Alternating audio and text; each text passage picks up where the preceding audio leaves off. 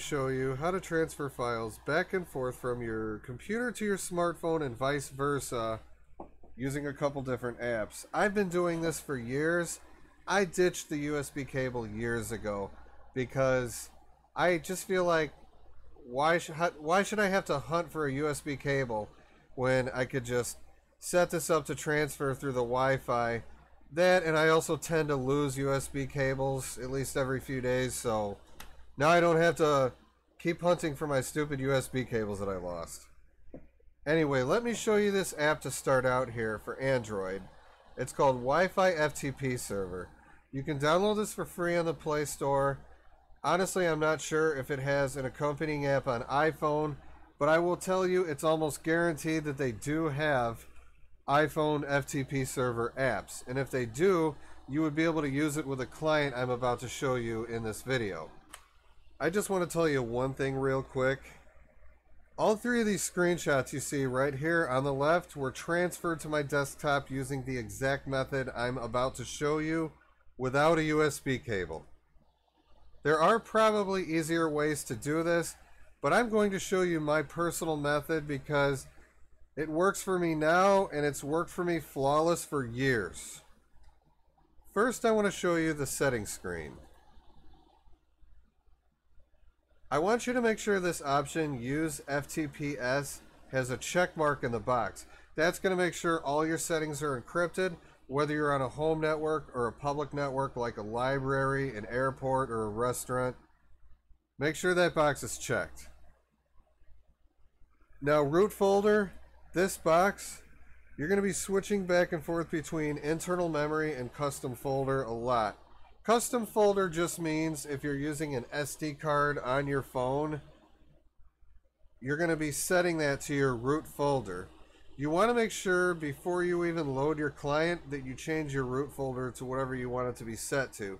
If you change it to custom folder so that you can use the SD card, it's going to open a folder and you're going to have to click allow on the bottom of it, and a secondary box is going to pop up that asks you if you want to give it permissions. Yes, you want to give it permissions. So you want to make sure that you go through all that and do give it the permissions so that it'll be able to access the files on your SD card. This software that I'm showing you right now, by the way, is for Android. It's not for iPhone, but I'm sure there is similar FTP server software on iPhone in case you want to use this method. What I'm showing you right now is one particular client and one particular server, and all you need is a client and server to make this work. You should be able to mix and match these. Now I want to show you this screen here. This is the front screen where the server actually started on my phone. You see this box here on the bottom that pops up that says server URL, user ID, password. You've got all the information here you need to log in through your client. Linux Mint does not come with an FTP client, even though other forms of Linux probably do. It's extremely easy to get one, and there will always be one in the software repository. So I'm going to show you FileZilla today. All you have to do is type in sudo apt install FileZilla. Except don't spell it like a dumbass like I just did. You should probably use two L's.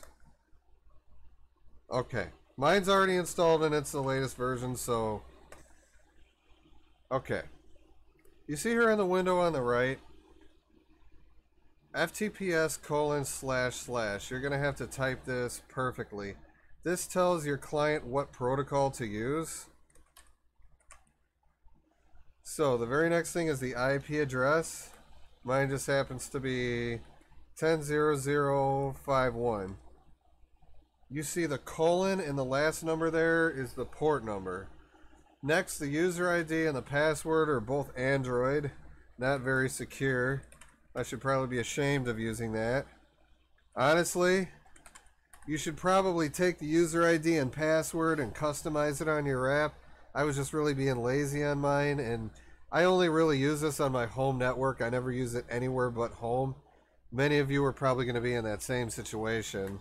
So just type in your port number and it'll connect you right up. Give me 1 second. Got to make sure I got the server running here. Quick connect. It's that quick. What do I have in my Linux I can use? Here, Quake Spasm Spike stuff. Okay. Let's use one of these as an example. Say I'm going to take this Epiquake Release A and put it on my phone. I just right click and I click upload.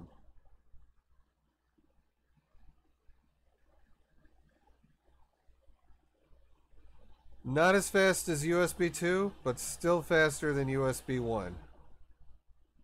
I was getting about 10 or 11 megabytes per second. I want to be realistic. USB 2, I believe you're going to get like 30 plus megabytes per second. So this might be around 1/3 the speed of USB 2. But I don't have to go hunting for a USB cable and hook that up to my phone.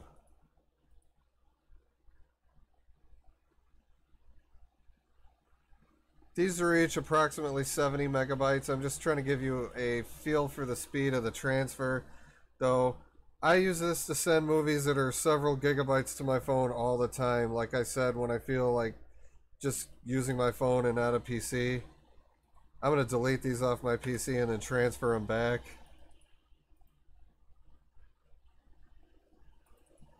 And I can right click and go download. And it's just going to queue this second file. I forgot, there is one thing I need to show you in the settings of this particular client, and you must make sure that you do this. I'm going to click on Edit and click on Settings. You want to click the word Transfers here on the left side.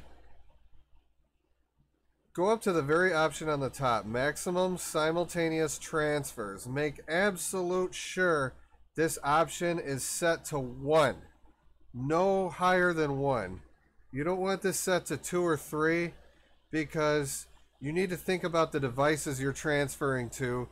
You're transferring files to your phone, to an SD card from the PC. You can't write to an SD card necessarily as fast as you can to a PC hard drive. So it's much faster actually if you just set it to 1 and handle your files in a queue rather than transferring multiple files. That's pretty much it. That's all I needed to show you. It makes transferring files back and forth from your phone to your PC very easy. I've been using this method for years and I love it, although there are probably easier methods to use from other types of software on the Play Store.